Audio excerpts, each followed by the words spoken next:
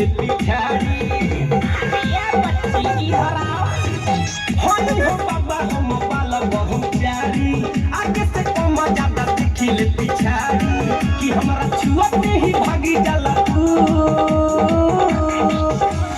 बाबा हमर गोड़ घहराता कोमर पिराता आ कपार टोन टोन मारता।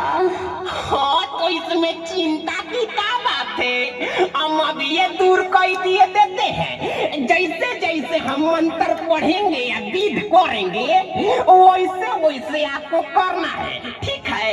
मंत्र पढ़ना है या विध करना है? ठीक बा बाबा।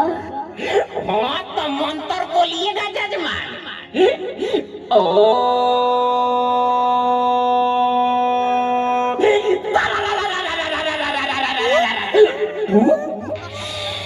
ओम तारा रारा पुक।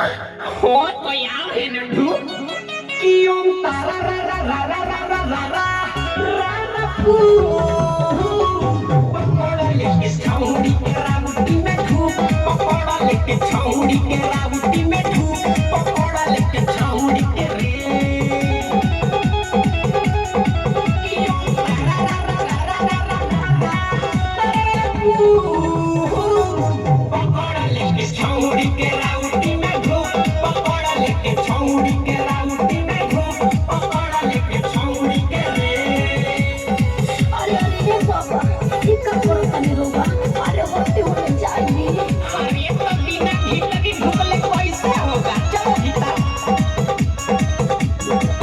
गजबे के चलबा नी तो सुपर मलबा देखिए कारा के बिगड़त हमनी के हालबा चला सही बोले ना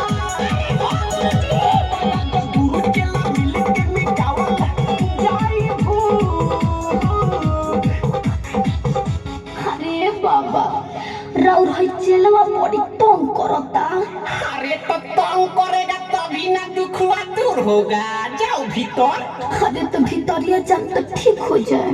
अरे हाँ बच्ची एकदम 100% बोलिएगा मंत्र कि ओम तारा रा रा रा रा रा रा रा रा रा पू पकोड़ा लेके छौड़ी के रावटी में धूप पकोड़ा लेके छौड़ी के रावटी में धूप पकोड़ा लेके छौड़ी के रे कि ओम तारा रा रा रा रा रा रा रा पू पकोड़ा लेके छौड़ी के रावटी में धूप पकोड़ा लेके छौड़ी के रावटी में धूप पकोड़ा लेके छौड़ी के रे।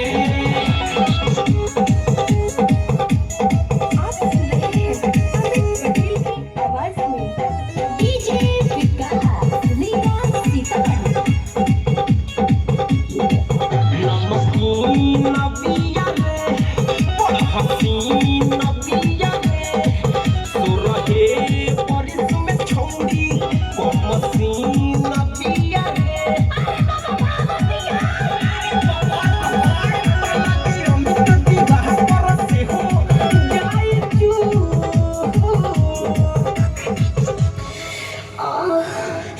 अरे बाबा नीचे ना खाली ऊपरे दर्द बा।